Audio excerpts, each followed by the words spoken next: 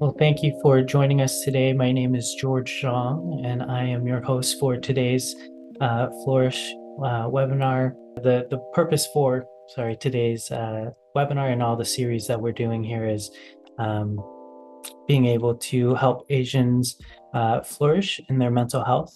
And this series lies at the intersection of faith, mental health, and Asian American identity. And so we are very excited today to have Dorina Lazo Gilmore Young, who's going to guide us through a discussion on how to have hope even in the midst of grief. I think this is definitely a topic that is important to many of us, especially over the past few years here, where grief has been something that is very familiar to many people.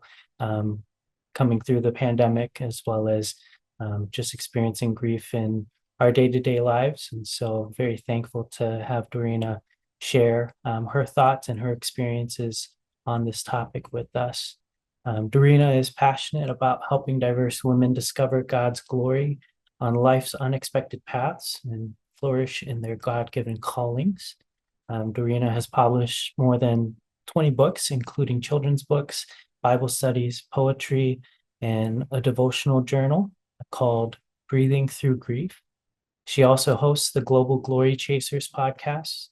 And in terms of just her background, Dorina has been raised in a multiracial family with Filipino, Chinese, Polynesian, and Italian roots. She lives in Central California with her husband, Sean, and three daughters. And so, Dorina, thank you so much for joining us. Feel free to add anything in there that I might have missed, but just thankful to connect with you today and to hear from, again, your experiences. Okay, well, we're going to go ahead and get started. Thank you for inviting me. I'm going to start today by sharing a little bit of my personal story to enter into this conversation about grief and breathing through grief. And I recognize that so many of us are breathing through grief in different ways. And so I want to invite you into that experience by way of my story, but also by way of your story. And I want to start today by sharing, and some of you listening may have heard my story before, but when I spoke my wedding vows to my husband, I never dreamed that those words, in sickness and health until death do us part, would mean burying my husband 11 years later. I imagine having babies and doing ministry as a team and chasing our careers. We dreamed of traveling to distant shores and fulfilling those dreams together. And I never imagined that the word cancer would one day separate Eric Lee Gilmore and me before we were old and gray. And I never dreamed that there would be a day when I would usher my young daughters, who were ages 2, 5, and 8, to the bedside to say goodbye and kiss their daddy one more time. I didn't dream that I would be kneeling at his grave with those 3 little girls after 3 short months of a battle with cancer, and they were still so young. And honestly, this is not a story I would have written for myself, but it is the story that I've lived. And it's the story I feel compelled to continue to tell people. Because so often in our grief, I believe that we second guess ourselves. We feel isolated, we feel lonely, we stuff that grief down, and it manifests itself in horrible ways within our bodies. And we start to wonder if we are the only ones who are on this grieving path. And so that's why I want to share my story up front with you today. Maybe you haven't lost a husband or a wife, but you've experienced loss in another way. Maybe you've buried a parent or a friend or a child. Maybe you've left a job or a community or maybe even a church, or you have faced infertility, miscarriage. Maybe you feel abandoned by a family member or betrayed by a friend. These are all examples of grief that we carry through our lives. Maybe you have endured some kind of medical trauma, or you are just broken over the injustice that you see in our world. Maybe you're grieving after the recent election. I wish that I could sit here today and give you a 5-step plan and grant you one more wish on the magic lamp and say, well, this is how to do it. This is how to breeze through grief a little bit faster. But unfortunately, the way that I have found my way through grief is through. And so that's what I want to talk about a little bit today. I'm here to offer you a hand because I don't want you to be on the journey of grief alone. One of the things that I have learned is that the journey of grief for each of us is unique. And I remember early on, I was talking with a friend who's actually a grief counselor and a facilitator, and she gave me this image, which I'm sharing here on the slides today, of tangled yarn. And so often our grief is like this tangled ball of yarn that we have to unravel. And sometimes when you have a ball of yarn, you come up on these knots and these twists and these loops. And that is part of the process. There are other times when you can whip through the yarn a little quicker and it's surprising. And that's part of the process as well. And then all of a sudden, a knot might come up, a trigger, something that will remind us of our grief or make us feel alone in our grief. And so, friends, today I want to tell you that you have permission to grieve. You have permission to grieve. And I want to invite you into this process with me by doing something called a breath prayer. I wrote this book that came out last year called Breathing Through Grief. It's a devotional journal. And this is one of the things that I teach people through this journal is how to do these breath prayers. If you're not familiar with a breath prayer, it's a simple phrase that we breathe through. And I think that experience of embodying our breath can slow our bodies down and help to reflect on our grief. And so I'm going to ask you, no matter where you're sitting right now, if you would enter into that with me. Up on the screen, you should see this breath prayer. And so I'm going to ask you that as you inhale with me right now, you inhale that word, ya, and you exhale, way. Ya, and way. And this is God's name, Yahweh. And then we're going to inhale, is with, and we're going to exhale, me. We're going to inhale, is with, and we're going to exhale, me. So I'm going to say it all together. Inhale, yeah. Exhale, way. Is with, inhale, me. Exhale. Amen. Thank you for entering into the breath prayer with me today as we continue to talk about this idea. One of the things that I think is very important for us as Asian American community is that we give ourselves permission to grieve.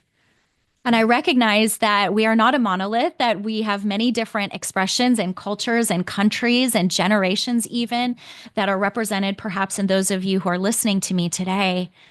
But one thing that is overlapping in many of our experiences is that we do not give ourselves permission to grieve, or we put parameters around grief, that it is only for a day or two or for a season. But sometimes grief cannot be controlled in that way.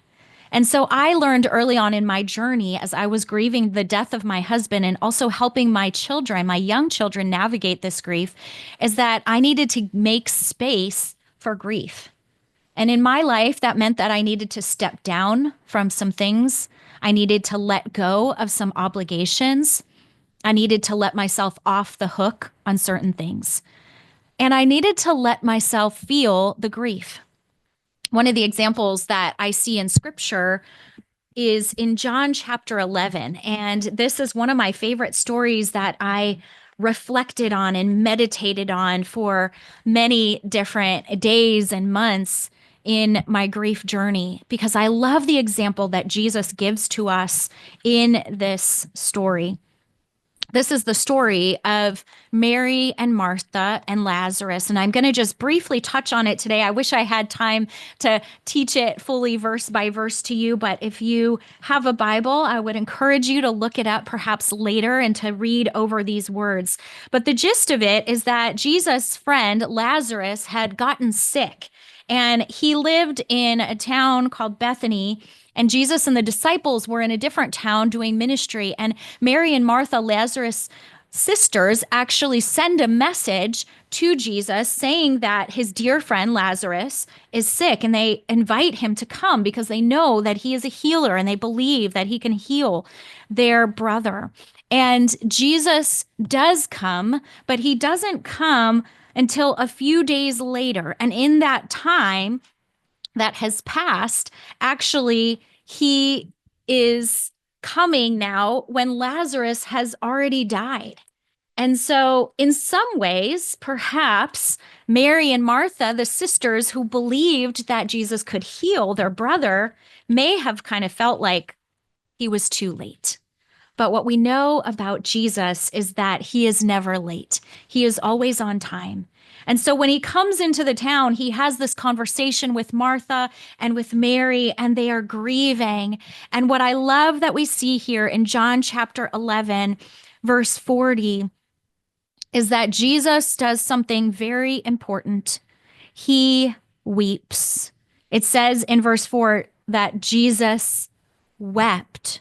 He spends this time weeping with Mary and Martha. Now, some of you, spoiler alert, you know what's going to happen in this story. You know that Jesus is actually going to raise Lazarus from the dead.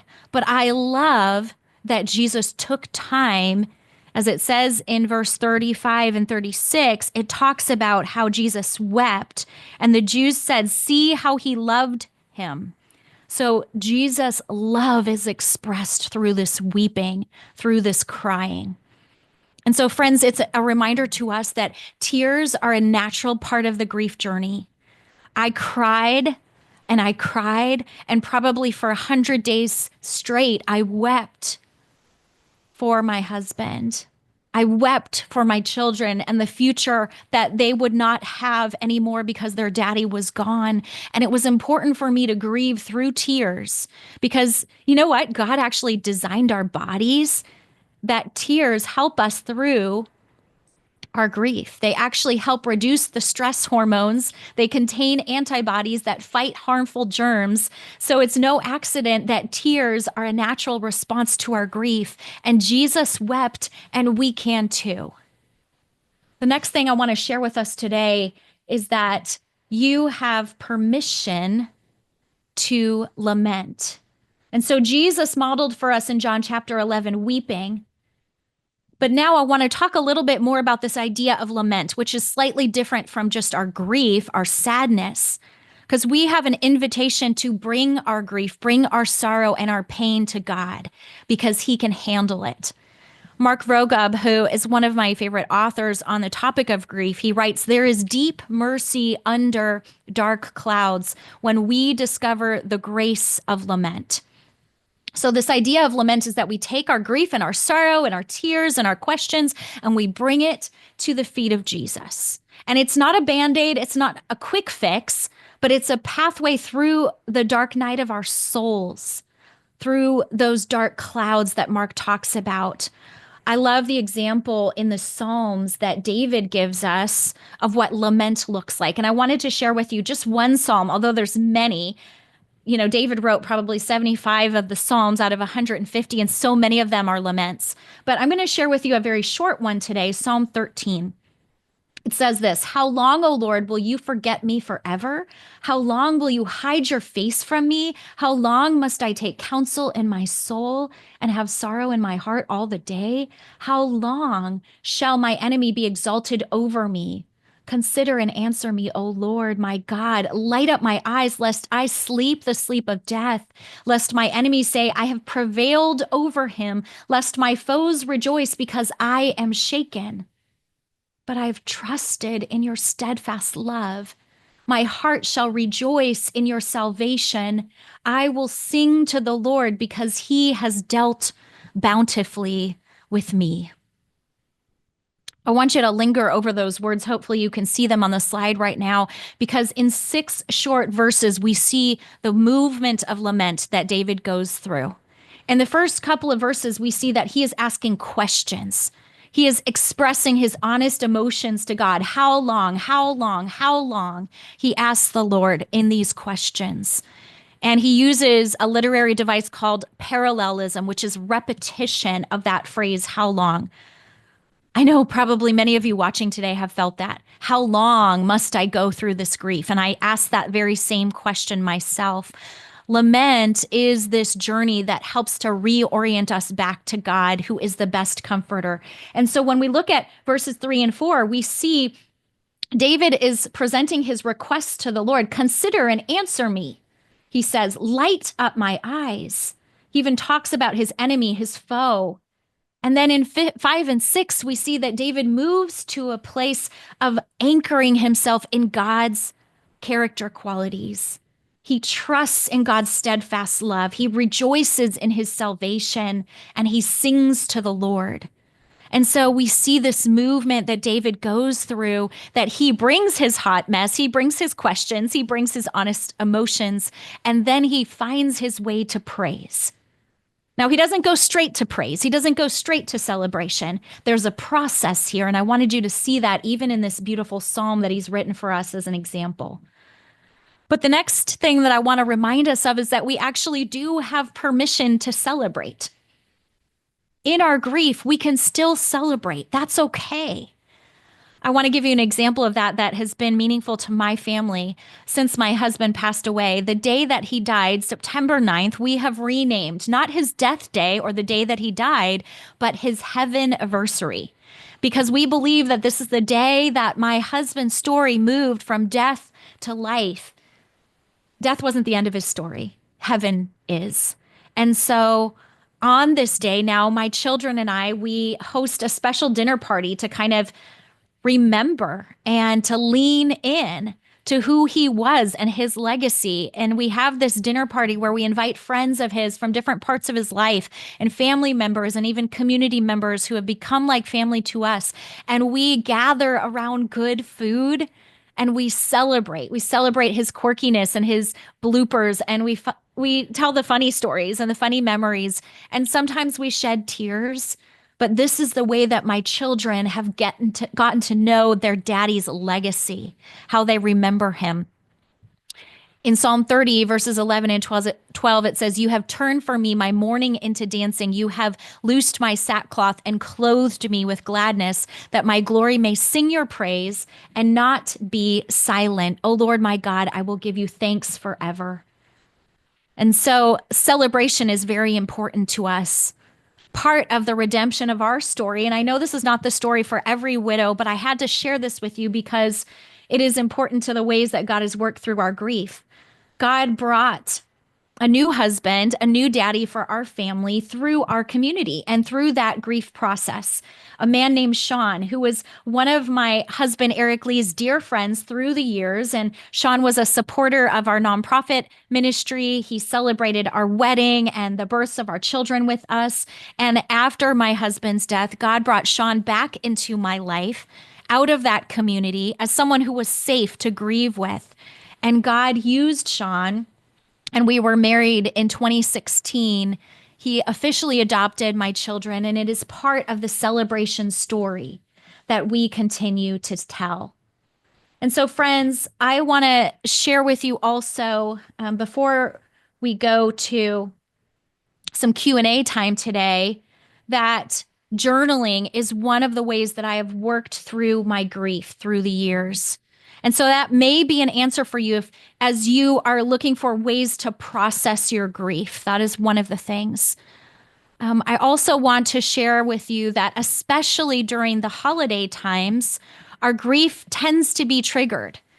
We think about how much we miss grandma. We think about how we used to make the dumplings, or we used to make that Italian pastry with our uncle, and the grief is sometimes stirred up in us. And so I want to give you this tip for the holidays as you're thinking about moving into this season of our year. First of all, that there might be some traditions that you need to let go.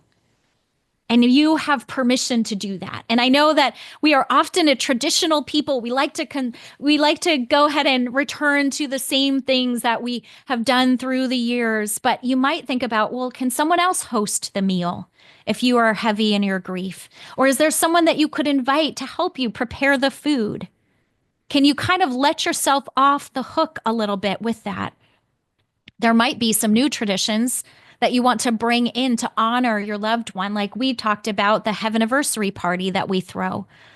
Um, we even think about simple ways that we can share around the table to remember loved ones who are not at our table anymore. And so sometimes it may feel awkward, but even just asking the question as you're sitting down to the meal, what do you remember about daddy? What would grandpa be eating from this meal right now?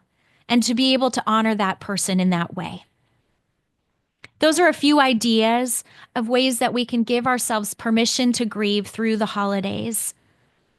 We're going to move now into a time of Q&A, and I would love to be able to talk a little bit more with George, and if any of you have questions that you want to share with us. Lorena, thank you so much for sharing your story with us and for sharing um, just your experience of going through this grief process with us, and all of the bits of advice and truth that we get to rely on that comes from Scripture. I think as the AAPI community, we oftentimes struggle to hold grief well. Um, and I think also just understanding that we're Asian American, um, that there are some expectations that we also have to wrestle with being American, and some of those cultural aspects that come with how do we grieve, and how long are we allowed to do so, and those pieces. And so um, I guess what advice would you have for Asians who are going through grief, um, in terms of, I guess, how to navigate some of those cultural pieces? Is there a right or wrong way to grieve? That's such a good question, George. I think that was something that was really hard for me early on in my grief journey because I felt the expectations of people within my community. I was in a unique situation because my husband and I had a nonprofit organization. We were missionaries. And so we had many different churches from different cultural backgrounds who were actually supporters of ours, who were, just beloved friends through our journey. I, in many ways, had to grieve publicly because they were so concerned for my husband. So I experienced anticipatory grief. And then in his death, I experienced the grief of loss. And there was a point where I realized that I was trying to be something specific as the wife, as the widow, that I felt Mm. like I needed to grieve in a certain way. And I remember I was actually at this worship concert with my kids that some friends had invited us to. And I felt a peace within my heart. I felt that celebration of knowing that my husband was in heaven. But I also felt the awareness that people in the community at this concert were watching me, that they might Mm. see me smiling or they might see me worshiping and they might misinterpret that somehow I was just too quickly over my husband's death. And so I just want to say that there is a way that we can honor. And I love that certain cultures have certain traditions around, that maybe you would go to a wake and then you would honor the loved one for a certain number of days as a family. Those traditions were kind of set up as space that was made for grief. But I also want to encourage you that we don't need to be bound by those things, that we also get to have this agency, that we get to choose how we're going to grieve for our family. And so for me, like going to that concert with my kids, that was important. My kids needed to sing and dance and worship the Lord, even though the death of their daddy was close. And so I made that decision. And I also began to write through those feelings and recognize that everyone in my community was going to grieve in a different way. And that's why I like to say the grief journey is unique. My parents Mhm. grieved in a different way than I did. My mother-in-law grieved in a different way than I did. I wanted to have the dinner party. My mother-in-law for many years wanted to be private on the day of my husband's death on his heaven anniversary. And I needed to give her permission to do that and not feel slighted that she wouldn't show up to my party. Those things are important. Yeah, that's huge. Thank you so much. I think alongside that, your experience as a parent going through this grief, um, was very unique as well. And um, it can be very difficult for, I believe, parents to try to grieve well, but also kind of have some of those expectations around how do I hold it together for my children, um, and how do I kind of navigate uh, being a grieving parent while still having to care for others. And could you just share a little bit about you know your experience, on those days where it felt like I don't know if I can do this by myself, or what resources did you use in those moments? Yeah, that's important for us to think about. And as I shared, my girls were really young, and so I wrestled with this so much and I cried out to the Holy Spirit for just guidance in this. And even now, 10 years out from my journey, from my initial journey, of what the day that my husband passed away, I have even learned more from therapists and from reading books. But initially, I learned that it was important that I have time with my children, that I would cry, that I would grieve. Now, certainly, I didn't want to be out of control and in such despair all of the time. And so I did make spaces where I would be away from my children grieving. I'm a runner. And so one of the ways that I kind of dealt with some of my grief is that I would go out on the trails here in Central California and I would go running. And I learned later from a grief counselor that there's actually brain science that shows that when we move our bodies, so even if you go for a walk, that if we are grieving and praying while we're walking or running, that some of the trauma actually can get dislodged from our bodies. That places where we might already be stuck or we might be ruminating, that when we're moving, that it allows that to get unstuck. And so I did some things like that away from my children. But I also learned that it was really important for them to see their mama cry, that it was important for them to see that mama has hard days and sad days, and mama can also laugh and celebrate. And so it was really important. And I always encourage parents that you need to model both of those, especially for young kids. My girls, they didn't need to see that I was just okay. They needed to see that I was working out my lament with the Lord and that I was grieving. Yeah, I think it is so very important to recognize that we can um, live in that both and space, right? That our grief doesn't have to be exclusive to what we're feeling in that moment, but we have the ability to um, be present while also be in that space of grieving. And I think it's huge to also give yourself the right environments to do so. And so I think um, for any of you who are grieving out in the world right now, or trying to understand how to grieve or where to grieve, I think it's important to create those spaces for yourselves. Like you said, Dorina, if that means going out on a walk, or if that means creating, just a safe space to, um, cry those tears, or um, these kind of community moments as well, right? With the Heavenversary parties, being able to grieve in community and to share that process with others. So thank you so much for sharing that. Um, I think one thing that's really difficult for those of us who maybe aren't a part of the grieving process, but are near to someone who is grieving, um, sometimes it can feel like we're just offering condolences and platitudes, and we aren't quite sure how to meet someone else's grief. What maybe have been some of the more helpful responses that you've received as you kind of share your grief with others? What wasn't helpful um, in those experiences? Yeah, as I talk about this with people often, because they come and they say, "Well, what can I do? How can I be Mm, there for my friend who is grieving?" I like to think of it as kind of some different groups of people. So, I had the privilege of being part of a church, and like I said, a church community that was extensive because of our nonprofit organization. And I know this is not the case for everyone, but we did have a lot of people who wanted to care for my girls and me. I think if you are on the outside circle, you don't know that person very well, or maybe they're an extended family member, maybe they are someone in your church, then you care for them, you care for their grief and their story. But you're not kind of their everyday friend that already goes to dinner with them or has interfaced with them.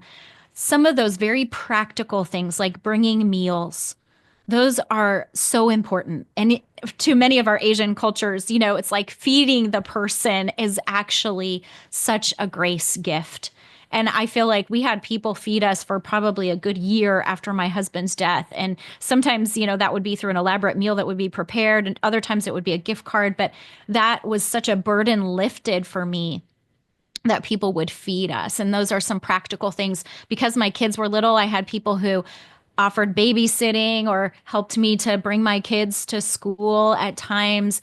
We had people who came and did kind of handyman things around our house and helped us with fixing things, or took my car to be serviced. Those are some things that are very practical, again, that you can offer to do if that's your gifting, or even a gift card if you want to give that, house cleaning, some of that kind of stuff. And then if you are a little bit more in the inner circle, if you are a friend or a family member who knows this person well, I want to just say that that ministry of presence that is talked about in the Bible is so important. Just showing up to be with that person. And I think about some tangible examples from my journey. I had friends who would just come and sit with me. Mm. And it feels awkward. It feels like you don't know what to say. And I would urge you to resist saying the platitude, to resist saying, oh, well, this Bible verse might, help you out as a band-aid, but to actually just sit with the person, to ask them questions, to share stories about their loved one, or if it's not a loved one that they've lost or a different type of grief they're experiencing because of a loss, to just ask them some questions to allow them to share. There is no shame even in sitting in silence. And I can think about some of my friends who actually came and did that with me, or went on trips with me where we would just walk by the ocean, and how that was so meaningful. And I also think about some of those things that were hard for me to do, like that first Christmas. It was really hard for me to go and get the Christmas tree because that was one of my husband's favorite things to do, a tradition that he loved. But I wanted to do it. I wanted to do it for my girls, and I felt like it was important. So I asked some friends, and I just said, would you come with me to go get the Christmas tree? And I think about that as one of my favorite memories in that first year after he died, because they came with me, they brought their kids. Our little girls ran down the aisle of the Christmas tree lot together and picked that Christmas Mm. tree out, and they brought it home. And then other friends came and helped me decorate the tree. And a tradition that felt so heavy and so full of grief because I would have to do it alone actually was reimagined and reframed because my community came around me. And so you might even offer those specific suggestions to someone, because a lot of times when we're grieving, we don't know what to say we need. And so you can say, oh, could I help you get a Christmas tree? Or could I help you make a part of your Thanksgiving meal? Because I know this has been a hard year for you. Could I deliver something, or, have DoorDash delivered on this certain day to help you out? And then if you are a little bit closer, can I go with you, or can I sit with you? Yeah, I think oftentimes again it's hard to find the right words, but I think just being present is huge, and it sounds like that presence is really what is most important. And I think oftentimes we're trying to meet situations with sympathy, right? Which kind of pulls us apart from that individual and what they're experiencing. But empathy, and using empathy instead of sympathy, right? We can really just be present in that space with those emotions, and kind of be a part of the process rather than feeling the need to maybe sidestep it, or kind of just pop in and out, but it not really be meaningful or significant. So thanks for But I sharing like those. Oh, go ahead. I like the nuance that you articulated there between sympathy and empathy. Empathy is entering into it with that person. And so that's where it's not like, oh, we have to have the right words to say to make them feel better. That's actually not the goal. Empathy is Mhm. to go and to sit with them in the grief and the sadness. And I did have some people who would say to me, well, I didn't want to bring it up. And I was like, Mhm. well, guess what? I'm already sad. I'm already thinking about it. It's not that you're all of a sudden bringing it up for me. I'm already thinking about my husband. And so just the fact that people wanted to sit and share stories with me was so meaningful. We do want to take a few moments to answer some questions from the audience here. And one question that we have here says, "How do we know if we're grieving versus being in despair?" Wow, that's such a good question. I think for me, the difference between grief and despair is that element of hope. And Mm, I don't want us to mistake this with some kind of toxic positivity that everything needs to be reframed to be positive. Because again, it's important for our kids to see us cry. It's important for our bodies for us to process grief and to cry. But I think the times when I was dipping into despair was when I was losing that glimmer of hope. And so some of the things that I needed to do to take myself out of despair and back into the grief and the lament was to read scripture. I made music playlists where I would listen to worship music and even through the lyrics of hymns or other worship songs that could just really ground me in my faith and that foundation of what was true. And even I mentioned the Heaven Anniversary Party, even that was for me coming out of despair. I could sit in my room and I could cry all the day long on the day that my husband died, or I could bring myself into a community space where I was sad, I was grieving, but I was not in despair because I was remembering who he was. And my kids suddenly had stories where they could be anchored in the faith of their daddy and the silliness of their daddy of who he was and remember who he was. And so I think for me, that's kind of the difference. I love the story in John 11 that I mentioned about Lazarus. And you may notice at the end of that story, when Jesus actually does raise Lazarus from the dead, something that I think is so interesting is he says to the community, unbind him. And so, even for Lazarus coming from death back into life, it is the community that is helping to unbind him. And so, we as community members can even be that for each other, that we can help to bring people out of that place of despair. And sometimes, maybe that's going to a therapist or a counselor, and that's important. And being away from our family in the way that they're grieving, but being with somebody who is sympathetic, empathetic, and professional. And so I want to urge people that that's also an option. yeah, yeah. I think that community piece is huge. I think, um, and the point to having hope, right, is, um, I think one scripture that is often used as a platitude, but I think provides us with a lot of truth and hope is that we don't grieve like those who don't know the Lord and those that don't know the gospel and the truth of the gospel, right? Um, and I think uh, what that the truth of the gospel really helps us do is point ourselves back to the community that we get to join in with in order to celebrate, in order to honor, the life that this individual has lived, or, again, if it's a different form of grief, to remind us of the truth that we have in who God is and His sovereignty and His ability to be present with us in that space as well. Um, One question that I have,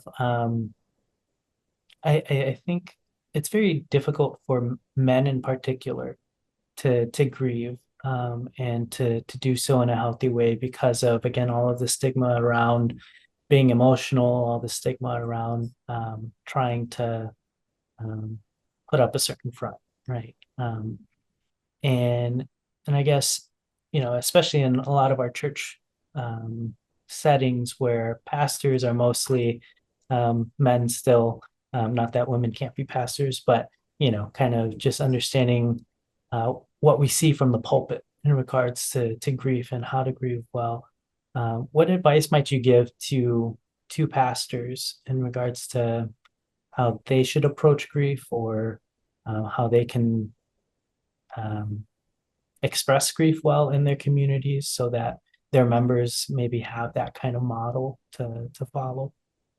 Oh, such a good question. Again, I do believe that each of us is uniquely wired and that we all grieve in a unique way. And so I always want to acknowledge that.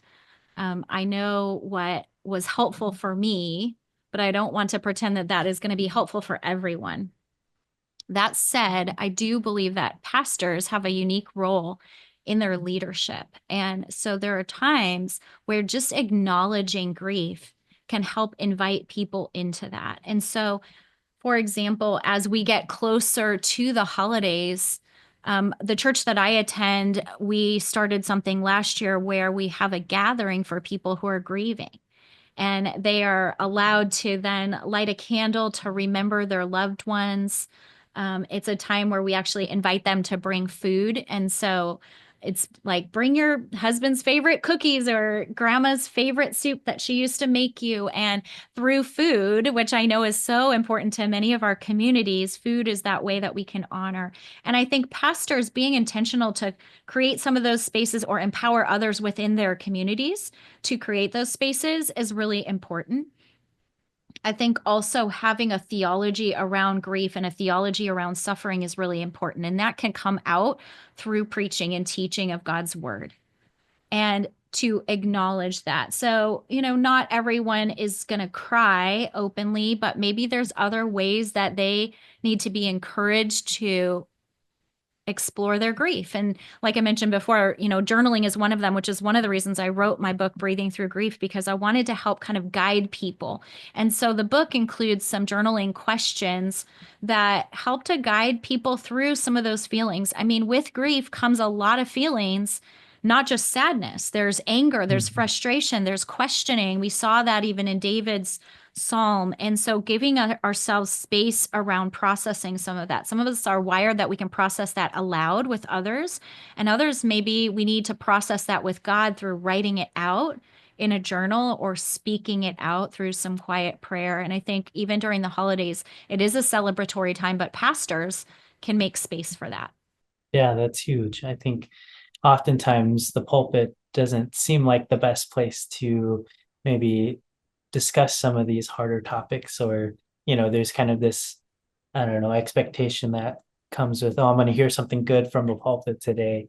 But there's also a lot of need around creating those spaces to allow for grieving, allow for some of these more difficult topics to be expressed. And I think you're right in recognizing that we have to allow ourselves to experience the full spectrum of those emotions and to be able to process through them.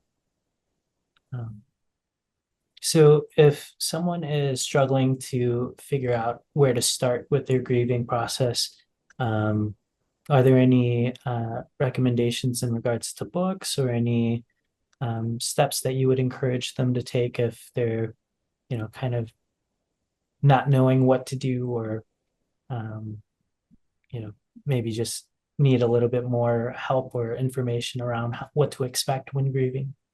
Yeah, well, I would love people to check out some of the resources that I've created. Breathing Through Grief is a devotional journal, so it includes stories as well as the prayers and questions, like I mentioned. I also, in the back of Breathing Through Grief, I have a list of books that were really helpful to me. I'm going to mention just a couple of them, but we could even share that list perhaps later. One of the things that was important for me was to think about like I said before, a theology of grief or suffering. What I mean by that is, what do I believe about grief and suffering? And so there are some books that really kind of helped me with that. I mentioned Mark Vroegop. His book, Dark Clouds, Deep Mercy, is one of the books that was really helpful to me. There's a book that is by Sung Chan Ra called Prophetic Lament, and this is a call for justice in troubled times. And so as I think about lament, his book has really kind of shaped me to understand what lament is. There's also a book by Tish Harrison Warren called Prayer in the Night for those who work or watch or weep. And that was one that felt like a companion to me. As a widow, I needed books that would helped me to know that I was not alone on the journey as a widow. And so I think about my friend Lisa Appelo. She wrote a book called Life Can Be Good Again.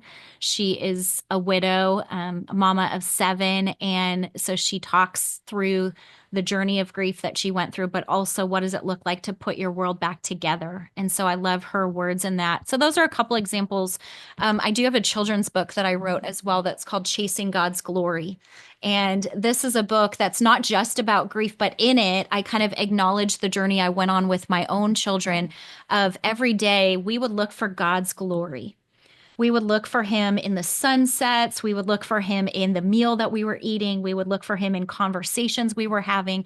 We would look for him even in our grief. And we would talk about it at the dinner table. We would call ourselves glory chasers. Like, where do you see God and his glory today? And so that became a part of our rhetoric.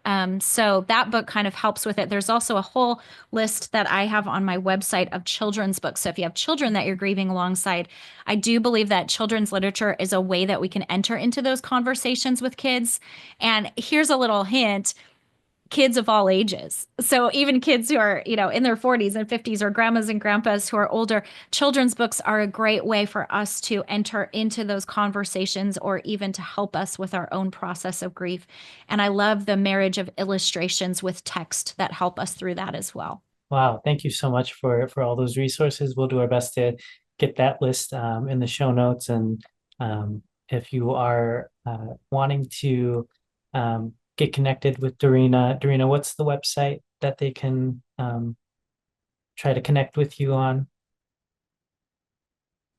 Yeah. So sorry, Dorina, I think again the internet's cutting out, but we are we'll have it posted in the notes as well, but dorinagilmore.com is where you can find her website and a list of all these books and resources as well. Um, Again, I want to thank you all for joining us for today's webinar. And again, hopefully as you are learning or even experiencing grief in this season, allow yourself to take the time that you need. One little tidbit or piece of advice that I often give my clients as a therapist is to schedule time to grieve. If we can set aside time to think about those thoughts, to feel those feelings, and give ourselves actual space to do so, we don't have to feel so thrown off by those feelings and those experiences as we're trying to grieve well while still again living life as it goes on. And so create some of that time. It may just be an hour a day. It may be time on the weekends, but create that time for yourself so that you are paying attention to those thoughts and feelings. Again, thank you so much for joining us for today's webinar. If you have any questions, so you can contact us at hello@aachristcollab.com. And it's there in the chat as well. But thank you so much for joining us. And with that, we hope that you have a great holiday season and take care of yourselves.